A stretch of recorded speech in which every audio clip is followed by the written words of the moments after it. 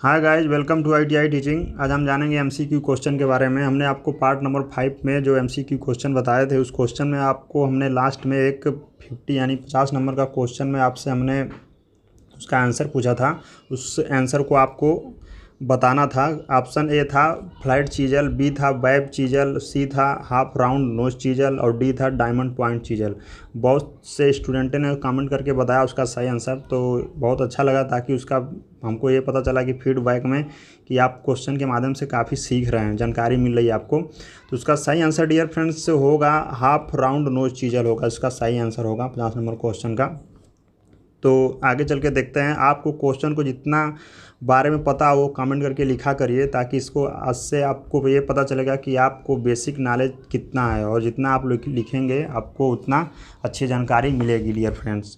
तो आगे चल के देख लेते हैं 51 नंबर क्वेश्चन में नेम ऑफ द फाइल, यानी इस फाइल का नाम क्या बताना है। जो चित्र में जो फाइल दिखाई गई है डियर फ्रेंड्स, इस फाइल का नाम बताना है। ऑप्शन ए है बरोड फाइल, सी है रिफ्लेयर फाइल, सी है क्रॉसिंग फाइल, डी है मिल सा फाइल।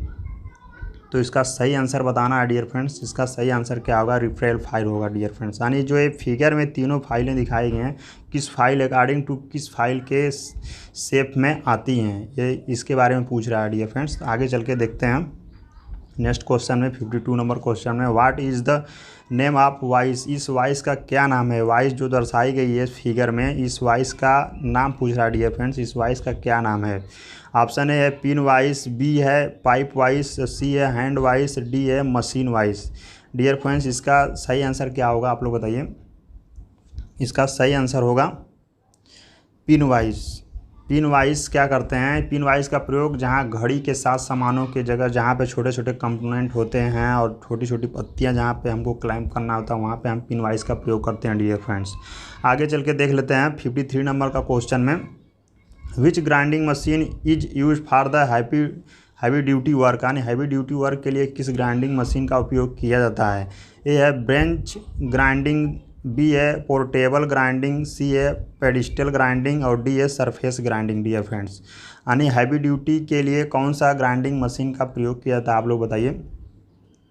पेडिस्टल ग्राइंडिंग का प्रयोग किया जाता है डियर फ्रेंड, यानी सी इसका सही आंसर होगा। आगे चल के देखते हैं 54 नंबर का क्वेश्चन में which chisel is use for the separating materials after chain drilling, chain drilling के बाद मटेरियल को अलग करने के लिए किस छेनी यानी का उपयोग किया जाता है। सेपरेटिंग मटेरियल के लिए यानी अलग करना मटेरियल। कभी कभी देखते हैं डियर फ्रेंड्स कि जब हम कुछ मटेरियल में, जैसे सपोज दैट आप वेल्डिंग कर रहे हैं, वेल्डिंग के स्पॉटिंग आ जाता है, और कुछ मटेरियल में ऐसे होते हैं जो होल है, होल में क्या करते हैं, उसको मटेरियल फंस जाते हैं, उसको अलग करने के लिए कौन सा चीज़ल का प्रयोग करते हैं। सरल भाषा में आपको मैंने बताया। ऑप्शन ए है वेब चीजल, बी है फ्लैट चीजल, सी है आपके क्रॉस कट चीजल, डी है diamond point chisel dear friends. इसके सही आंसर क्या होंगे डियर फ्रेंड्स, आप लोग बताइए। सही आंसर होंगे इसके वेब चीजल, यानी वेब चीजल के द्वारा ये हम क्या जो मटेरियल को रिमूव करते हैं, ये प्रयोग करते हैं वेब चीजल के लिए डियर फ्रेंड्स। आगे चल के देखते हैं नेक्स्ट क्वेश्चन में which file is use for the sharping the teeth of wood working saw, लकड़ी का काम करने वाले आरी के दांतों को तेज करने के लिए किस फाइल का उपयोग करें। जहाँ पे वुड वर्किंग होता है वहाँ पे दांतों को तेज करने के लिए किस फाइल का बता रहा है का प्रयोग करते हैं। ऑप्शन ए है बैरेट फाइल और बी है टिंकर फाइल, सी है मिल्सा फाइल और डी है रिफ्लेयर फाइल। डियर फ्रेंड्स इसका सही आंसर क्या होगा, इसका सही आंसर होगा मिल सा फाइल का प्रयोग हम करते हैं डियर फ्रेंड्स। मिल सा फाइल के द्वारा, मिल मतलब होता है, सा मतलब होता है आरी, यानी ऑप्शन से ही पता चल रहा है कि मिल सा यानी जो आरी के दांतों को तेज करने के लिए प्रयोग करते हैं डियर फ्रेंड्स। तो आगे चल के देखते हैं हम 56 नंबर का क्वेश्चन में बता रहा है where will be the weight of the hammer stamped, यानी कि हथौड़े का वजन को कहाँ दर्शाया जाता है। जो हथौड़े का वजन होता है उसमें स्टैम्पेड जो किया जाता है वो कहाँ पे दर्शाया जाता है डियर फ्रेंड्स। तो ऑप्शन ए है फेस पे, बी है पिन पे और सी है चिक पे और डी है आई होल पे। तो इसमें आपका सही आंसर क्या होगा, वजन को कहाँ दर्शाया जाता है, चिक पे दर्शाया जाता है।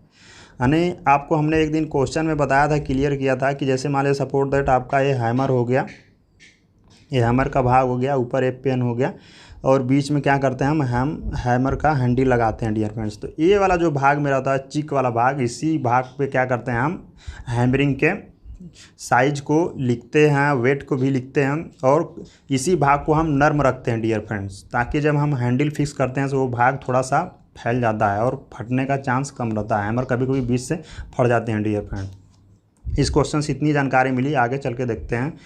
What will be the effect if the clearance angle of the chisel is less than the recommended angle will chipping. अगर चिपिंग करते समय छेनी का निकासी कोण अनुशंसित कोण से कम है तो क्या प्रभाव पड़ेगा। मतलब अगर कोण जो है कटिंग एंगल जो अगर कम है तो उससे क्या प्रभाव पड़ेगा। ऑप्शन ए है cutting edge the can not the penetrate chisel will slip, यानी स्लिप हो जाएगा, यानी जब कटिंग एज घुस नहीं सकती छेनी फिसल जाएगी, यानी जो कटिंग एज में घुसेगा नहीं फिसल जाएगा। बी आपको आंसर बता रहा है कि ऑप्शन में बता रहा है कि कटिंग एज डिग्स इन, यानी कट विल द डिफर, यानी कटिंग एज अंदर घुस जाएगा और कट और गहरा होगा।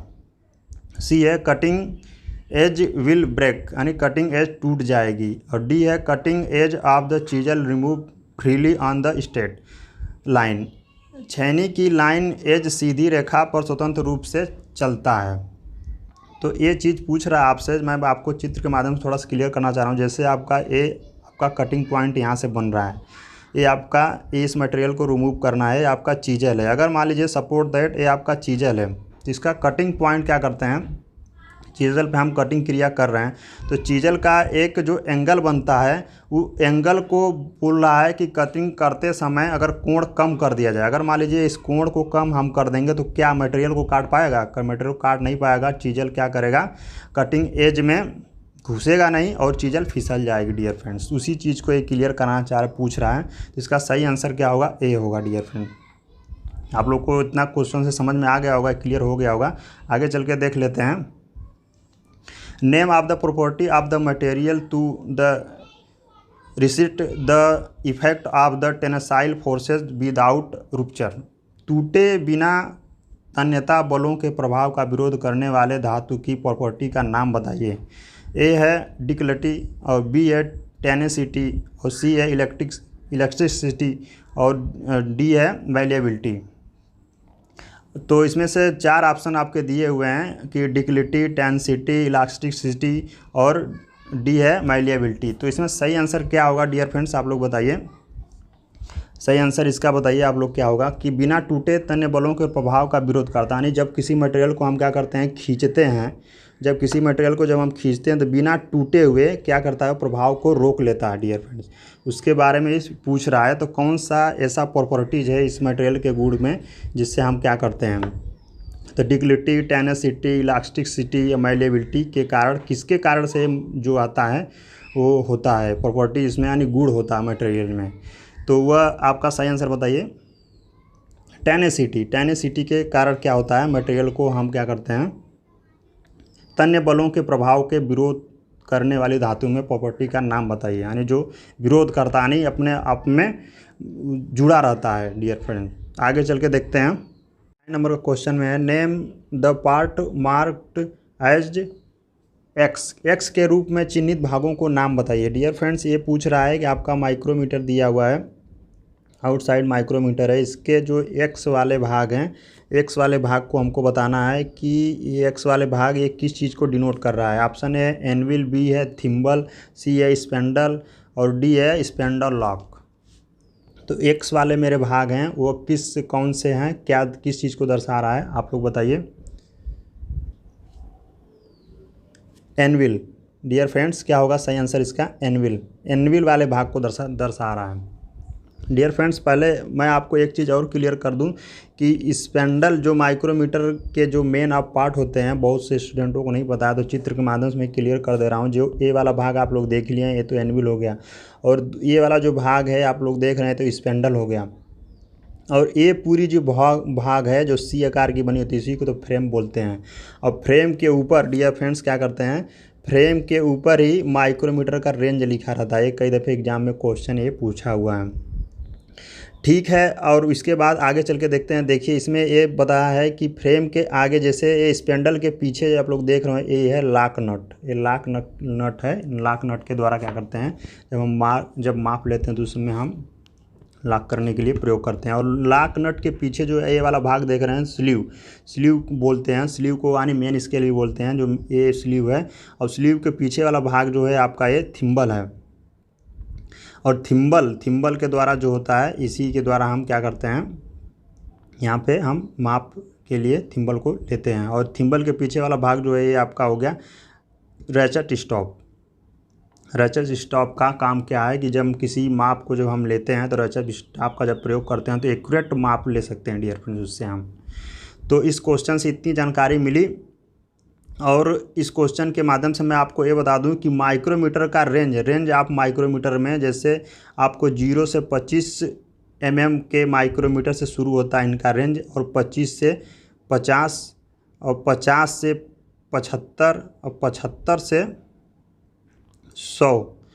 100 यानी ऐसे यानी 25 के रेंज में माइक्रोमीटर का रेंज बढ़ता है डियर फ्रेंड। जैसे आप लोग देख रहे होंगे 50 से 75 का माइक्रोमीटर का ये रेंज जो दिया हुआ है, इसी प्रकार यानी कि 0 से 25, 25 से 50, 50 से 75, 75 से 100 यानी 25 के रेंज में बढ़ता है डियर फ्रेंड्स। तो इस क्वेश्चन से इतना जानकारी मिली। आज के लिए आपके लिए क्वेश्चन ये है डियर फ्रेंड्स कि माइक्रोमीटर का जो मैंने आपको मेन पार्ट बताया, और मेन पार्ट में आपका एक लॉक नट जो दिया रहता है, उस लॉक नट का क्या प्रयोग है, आप लोग कमेंट करके वीडियो के नीचे जाइए, कमेंट का ऑप्शन होगा वहाँ पे ज़रूर करके बताइएगा डियर फ्रेंड्स कि आप लोग इस क्वेश्चन से कितना जानकारी आपको मिली और कितना आप जानते हैं पहले से। तो आगे चल के देख लेते हैं नेक्स्ट क्वेश्चन में। ज़रूर बताइएगा उस क्वेश्चन के आंसर आप लोग कमेंट करके। 60 नंबर का क्वेश्चन देख लेते हैं। What is the accuracy of micrometer outside micrometer. Outside micrometer का मीट्रिक आउटसाइड माइक्रोमीटर का एक्यूरेसी बताना है। मीट्रिक आउटसाइड माइक्रोमीटर की एक्यूरेसी क्या है डियर फ्रेंड्स, तो पूछ रहा है कि ऑप्शन ए है 0.01 मिलीमीटर, बी है 0.001 मिलीमीटर, सी है 0.02 मिलीमीटर, डी है 0.002 मिलीमीटर। तो इसका सही आंसर आप लोग बताइए।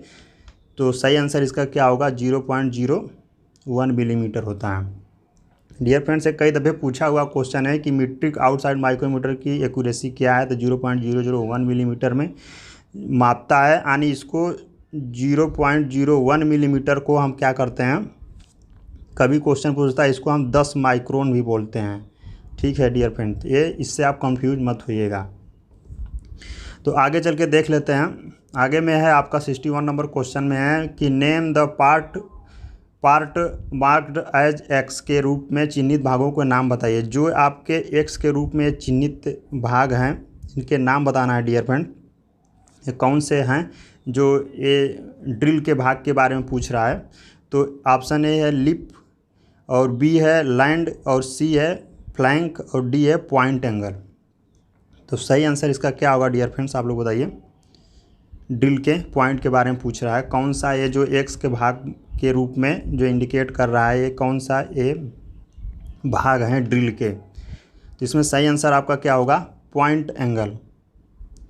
पॉइंट एंगल है इसका सही आंसर। यानी पॉइंट एंगल जो है, ये जो मिडिल एंगल है, जो मिडिल पॉइंट है, इसी पॉइंट एंगल के द्वारा ही क्या करते हैं, ड्रिल के जब मटेरियल पे जब हम कटिंग करते हैं तो ये पॉइंट एंगल ही टच करता है सरफेस पे डियर फ्रेंड्स।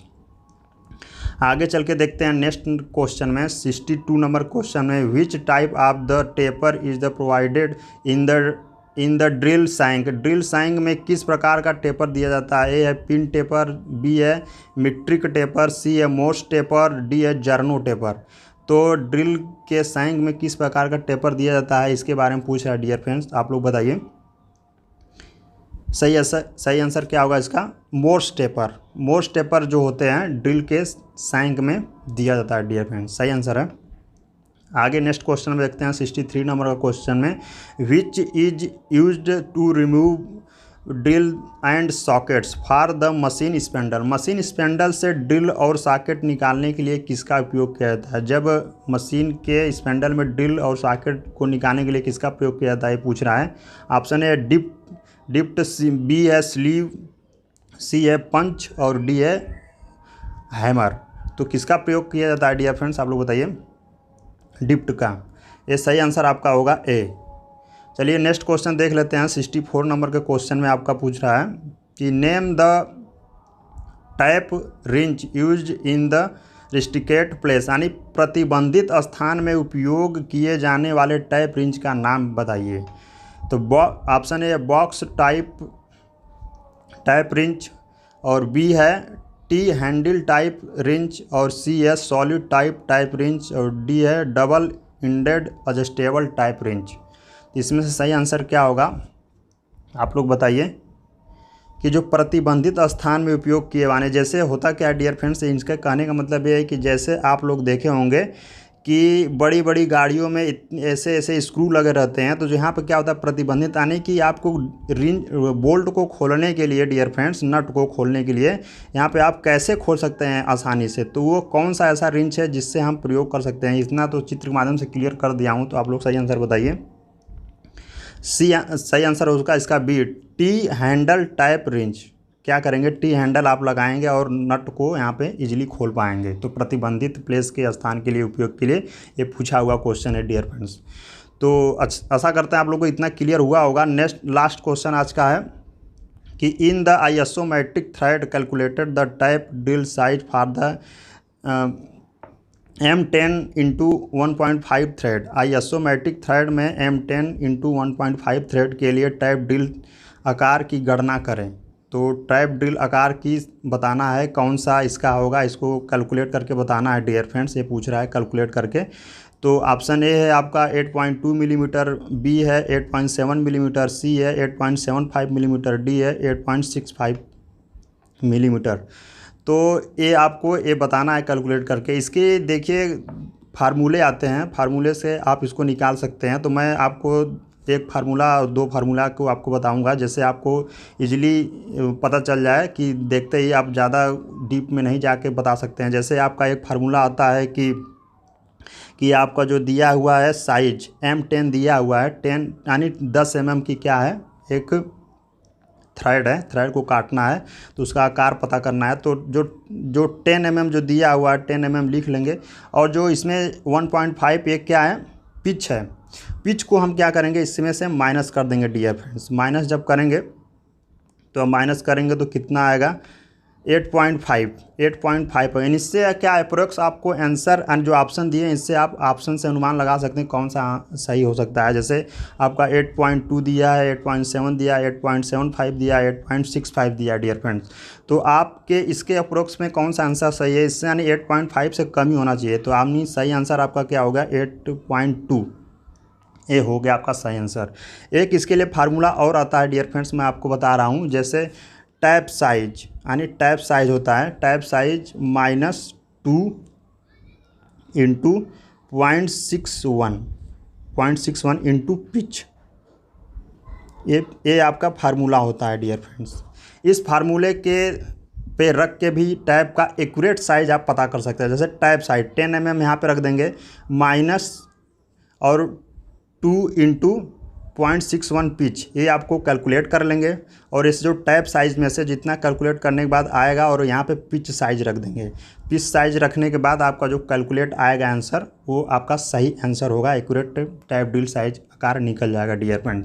तो आशा करते हैं इस क्वेश्चन से आपको काफ़ी जानकारी मिली होगी और काफ़ी आप हद तक सीखे होंगे। तो इसके लिए डियर फ्रेंड्स आप क्वेश्चन के माध्यम से जानकारी मिले तो चैनल को लाइक किया करिए, और अब पहली बार हमारे चैनल पे हैं तो चैनल को सब्सक्राइब किया करिए, और वीडियो को ज़्यादा से ज़्यादा शेयर किया करिए। तो आज के लिए फ्रेंड्स इतना ही। Thanks for watching.